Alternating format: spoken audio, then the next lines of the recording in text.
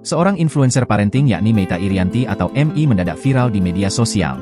Ia diduga melakukan tindak penganiayaan terhadap seorang anak berinisial MK, 2, di tempat penitipan anak atau daycare miliknya. Atas kejadian ini, ibu korban, Rizky Dwi Utari, 28, telah melaporkan Meita ke Polres Metro Depok dan juga Komisi Perlindungan Anak Indonesia. Peristiwa dugaan tindak pidana Meita terhadap MK terjadi di daycare yang berlokasi di wilayah Harjamukti, Cimanggis, Depok, Senin, 10 Juni 2024, lalu. Saat itu, MK baru pekan-pekan awal memasuki daycare milik Meita di mana seharusnya masih dalam tahap adaptasi. Sang ibu mengetahui informasi terkait penganiayaan terhadap anaknya itu setelah mendapatkan laporan dari seorang guru. Hal itu juga diperkuat dengan adanya bukti rekaman kamera pengawas atau CCTV. Namun, pihak daycare malah mengelak tudingan tersebut. Lantas siapakah sosok Meita Irianti?